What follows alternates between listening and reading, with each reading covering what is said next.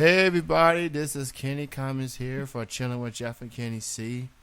And I'm very happy to have my guest at this time. She is a musician and she's a former reality TV star. You may know her once upon a time on a TV show called Walk of Love, Season 1. She's the red hair that you just couldn't keep your eyes off of, and she caused trouble and everything, but when you get a chance to know her or talk to her like I'm about to do right now, you know she's a very sweetheart. And I'm very pleased and very happy to have Miss Lacey joining me right now. How's it going? Hey there, Kenny. I'm doing fantastic. Well, I'm very flattered. What a very kind introduction. I appreciate that so much. I'm doing great. How are you? I'm good. Thank you so much for wanting to do this interview. I truly appreciate it. Absolutely. Thank you for inviting me. I'm excited to do it. We'll definitely get into the Walk of Love experience and everything a little bit later. And obviously, you got a lot of fans that's been keeping up with you since that show. But I want to get into your music. I think I saw an episode like way back in the day. I guess it was a Where Was There Now type of episode. Yes. And you was talking about you being a musician. You did music. And, yeah. And you still do to this day. What got you into, being a musician, doing rock music? How did it all start off for you? I've been passionate about music, and I've been playing music as far back as I can remember. My family are musicians, and we always had pianos and guitars in the house, and literally my memories from as young as I can remember, I was always on the piano and playing and coming up with little songs, and picked up the guitar when I was in high school and started writing. And then, by the time I was in my early 20s, software programs were incredible. I was working on one called Cubase, and then there's Logic, and you can write entire songs on there just on your computer and plug your guitar right in. So I've always had that, and I love all kinds of music. I love, pop music. I love hip hop. I love rock music, but industrial music has always been my thing. Like I've always loved, 9 Inch Nails and Marilyn Manson and stuff like that. So that's where my love of music came from. You've been a part of multiple bands throughout the years, like Lords of Acid, Nakatum, Pigface, and currently Halo. You are part of that band right now. Talk about Halo and what type of music do they do for those who may not be familiar with the current band that you are part of right now. So Halo is my own creation. When I had my band Nocturne, my guitar player was my partner. With Lords of Acid, I was sort of more a hired gun for touring with them and singing with them. But for Halo, I wanted something that was purely my own creation, and I worked solely on my own. I wrote the whole album myself at home, and I did all the programming and and everything. And I hired a producer to basically clean it up and polish it up for me. And then the guys or girls that I hire are usually just there for the live show. But as far as the album, it's just basically me and my producer. I wanted to do something that, had that influence of the industrial bands that I listened to, as I mentioned, like, 9 Inch Nails and Marilyn Manson. But I also wanted to have a twist that was a little more mainstreamy. I was always a big fan of Garbage and Shirley Manson growing up, and I wanted something that was not so heavy and so dark, something that was, accessible to people who like more mainstream music, but still has that kind of dark edginess to it. It definitely has the edge to it for sure when it comes to your band, and I think that's very cool. You've been a veteran. Oh, thank you. You've been a veteran of, being part of multiple bands, but to see Halo as your creation, you picking the people to be on the band, and you being hands-on, like writing songs and recording vocals and things like that.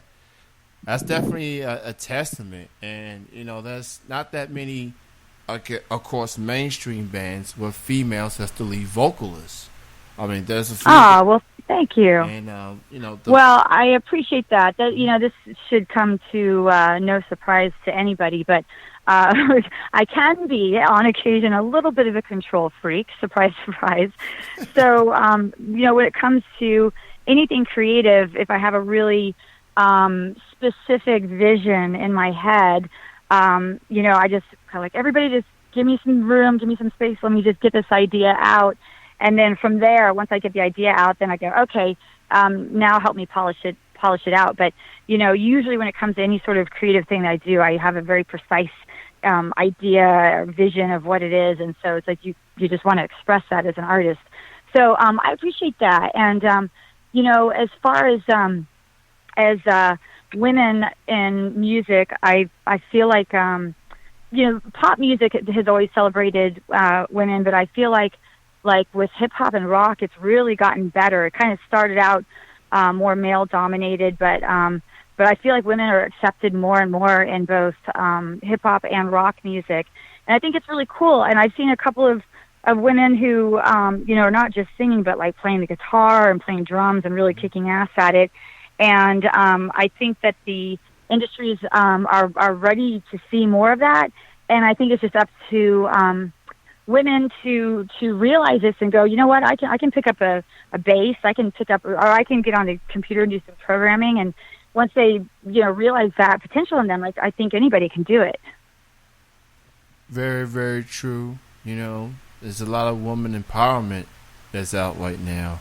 Yeah. Being more, and you brought up the whole control freak thing. This is my response to that. When you are in control, when you have your vision, and you started this band for the ground up, it's okay to be a control freak. But yeah, I appreciate you saying that. And I think I agree with that 100%. Because at the end of the day, this is your music. You want your music to Absolutely. to be the best, as fans want to hear what you have, and you want to make sure it's right.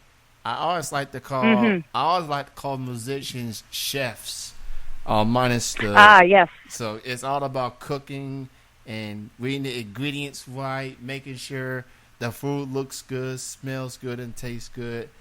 For your case as a musician, it's about being in the studio countless hours, making sure those vocals are on point and not stopping until it sounds the way that you want it to sound. So, absolutely. Well, there's a lot of famous bands out there that work really great as a group, where each member contributes equally, and they all complement each other.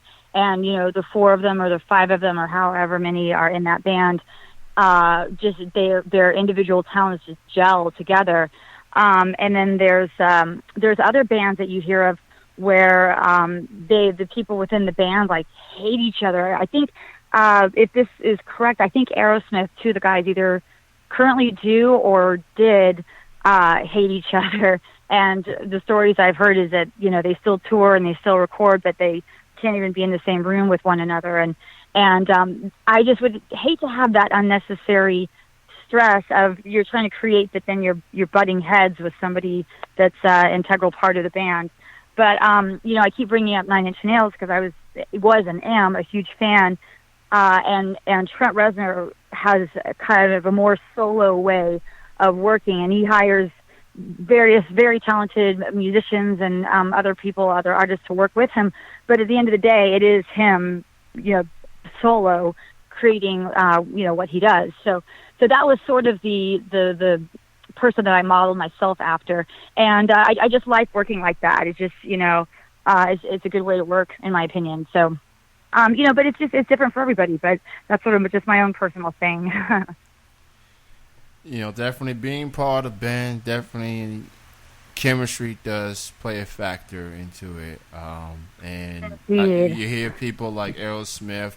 I even remember a band like Van Halen. Like there were times they wanted to throw punches at each other. And yes, good point. It was So chemistry is definitely a key. Like, I get it. Not everybody's going to agree on every single thing, but as long as you got your eyes on the same goal and able to put the music out and fans enjoy it at the end of the day, then then it's all worth it. Everybody wants. Absolutely. So it's yeah, you're 100% right. Well, the other benefit to kind of doing a solo thing is, the music industry is not in a very good state right now and hasn't been for a while. However, what is good about the state of how things are is that bands don't need a record label in order to thrive and prosper. And one thing that is the absolute worst, aside from like disagreeing creatively with a band member, what's 100 times worse than that is having creative disagreements with a record label executive. Like, dude, you're in a friggin' suit and tie and have never written a song in your life. You're an executive. Like, don't come in here and try to tell me how to, change the chorus or add this or take away that. And fortunately, I have not been in that situation, but I've heard so many stories of friends and other musicians who have been there where, they have their songs and then the business people, the business end of things come in and try to change their art. And that has got to be the most frustrating situation. So, I just try to not only learn from my own mistakes, but learn from other people's experiences and try to do things in such a way to just avoid any sort of pitfalls like that. So yeah. So in fact, speaking of that, I'm actually working on a new TV show right now, and it's sort of the same thing. What we're speaking about with creative control is I'm this time around I'm creating my own production team myself, and so that way that will give me full creative control for this TV show that I'm working on. So it gives you more freedom and peace of mind, and you can experiment more, and it's just a really great way of doing things. Well, that's definitely very awesome to hear, and I know a lot of your fans are happy to see that you're going to be at a TV screen back very soon. That's definitely encouraging, and I'm glad you brought up the TV part, because we're going to go ahead and make that segue into Walk of Love. It was all right. It's a guilty pleasure for pretty much everyone that watched it. I will confess, I watched them all. Walk of Love, Flavor of Love, anything with the word love on it at the time, I watched it. For the Love of Ray J.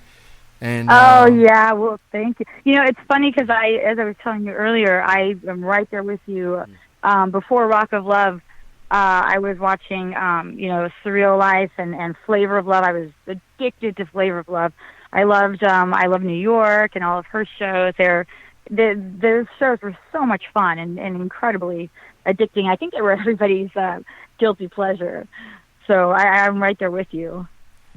So, July the 15th, 2007, that is when the first episode premiered.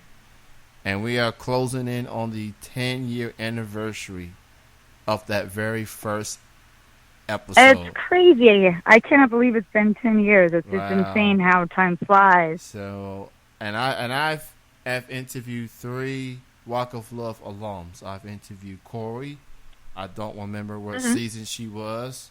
Maybe 2 or 3. But we kept in touch. I interviewed Jessica Kinney as well. Oh, yes. And I know her. She's such a sweetheart. And true story, how I heard that, you was on Twitter was through her, because she, I have this thing called Chillin' Sound Off, like an online publication. She retweeted it because she was featured on it, and I saw that, and I saw that you liked the tweet or whatever the case may be. And I'm like, wait a minute. Oh, yeah. Is that Lacey from Walk of Love? Let me look at the profile. Nice. And then I'm like, oh my goodness, she just liked my tweet. So, well, that's cool. So, yeah, I gotta say, this is probably shows my age. I'm sort of behind the times with Twitter. I'm pretty active on Facebook and on Instagram, but I have not been as active on Twitter usually because I have like 800 things to say, and I don't know how to fit them all into 140 characters or whatever it is now. So I think my talking too much is to my own detriment when it comes to Twitter. So yeah. But I'm glad that I'm glad you found me, and I'm glad that I found you. And yeah, Jessica is great. She's such a sweet girl. I was on she was on Charm School with me as well with Sharon Osbourne, and she's just such a sweet girl. I really love her. She's great. She is always one of my favorites, and regardless of what went on that show, behind the scenes, on the scene, she stayed true. She stayed true to herself, and whatever happens, happens, and that's very rare. Absolutely, so I agree. I give her kudos for being true to herself, and absolutely, I would 100% agree with that. So, since it's been 10 years since Walk of Love, when you look back at the show and fans have kept in touch with you, what's it like for fans to every now and then, whether it's social media or running to you in the middle of the street, be like, "Hey, that's you from Walk of Love." Like, what's that like for people to still know you after all these years? I'm very, very appreciative of that fact. My hair is so bright and so long that it is the dead giveaway. I mean, you can, see me from a mile away. And I get approached a lot, even still, to this day. And I think it's really cool. Prior to Rock of Love, I had some fans from my old band Nocturne, not nearly on the same scale as Rock of Love, but I would get that here and there, people recognizing me from Nocturne. But with Rock of Love, it's like a daily thing. I remember when it first started was the weirdest, just because I wasn't used to it. And I remember after the show aired, I was in a parking lot somewhere, and it was a really big parking lot, and I was walking, and I heard someone going, "Lacey, Lacey," and I was looking around I'm like, who's calling my name? And I didn't see anybody that I knew, and I was really confused. And then I realized it was this guy and his girlfriend, and they were saying my name, and I'm like going through the Rolodex in my brain, like, do I know these people? Who are these people? Are these I didn't want to be rude, and it's like my old buddy from how long ago, and I just forgot their name or what they looked like, and then I realized, like, oh, this isn't somebody who knows me. This is a fan of the show. I'm like, oh, that's so crazy. So I think the weirdest part is strangers knowing your name and calling you by your name. It's just weird for strangers just to know you. It's hard to explain, but when I got used to it, it was fine, and everybody's always so nice, which is funny because I was the villain on the show. So one might expect that, people like throwing things at me or whatever. And I sort of, was anticipating that to happen at least a little bit. And I created this villainous character. So I was prepared myself to be okay with like the fact that people are probably going to have some not so very nice words for me or things to throw at me. But that really didn't happen. Everybody's really, really nice. And it's really fun, and it's really cool, and people, tell me about how much they enjoy the show, or if I, inspired them to like stand up to somebody that they've been trying to stand up to, or whatever the case may be. It feels good that I, at the very least, entertained people, so I totally dig it, and I try to be humble about it, and I'm very, very grateful and appreciative for this crazy, weird gift that I've been given.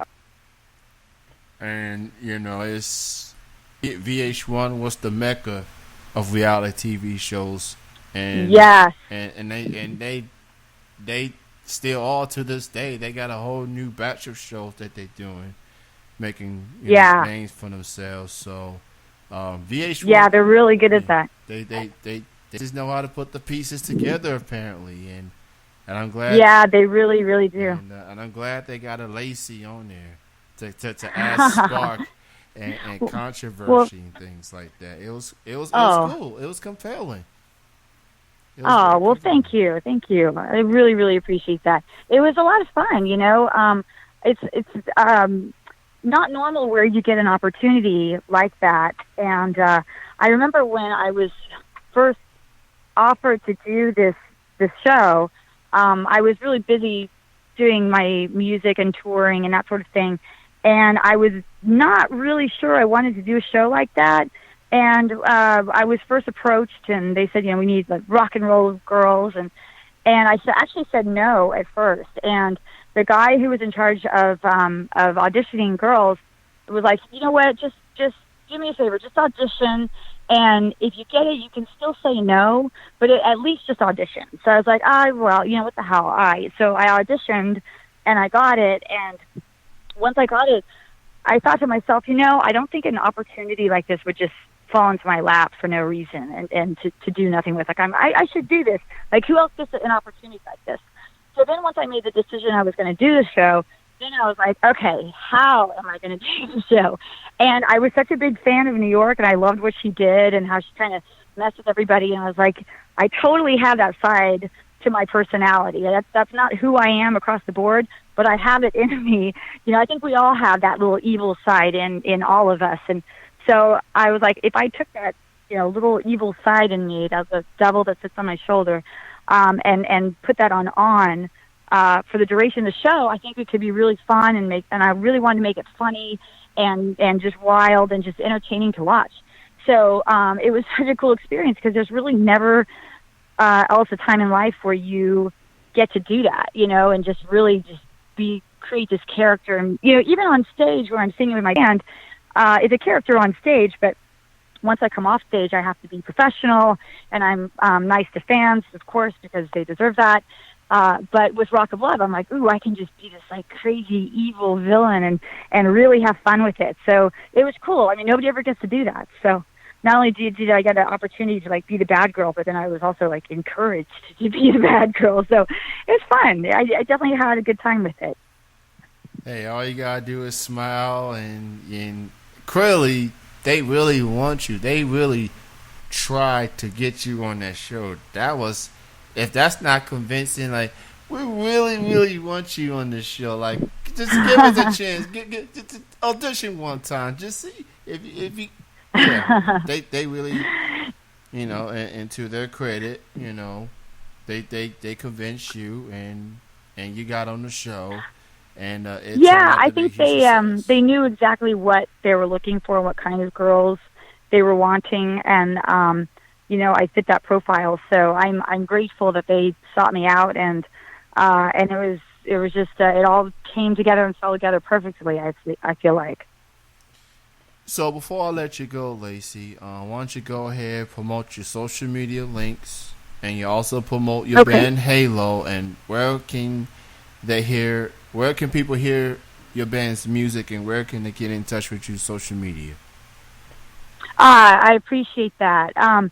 So you can find me basically on Twitter, Instagram, and Facebook, and Tumblr. I'm not as active on there, but Facebook for sure, and YouTube. It's Lacey Sculls. I was recently married.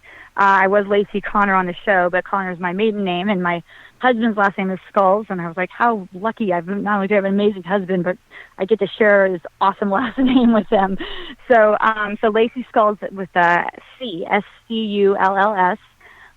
So if you just do a search for me there, if you go to YouTube and search Lacey Sculls, my band is called Halo, and I have a music video for a song called The Stranger. So if you type in Lacey Sculls, Halo, and The Stranger, and I actually am going to be launching in about a week and a half from now, I'm going to be launching a Kickstarter campaign for my new TV show, which is called Indecent Exposure.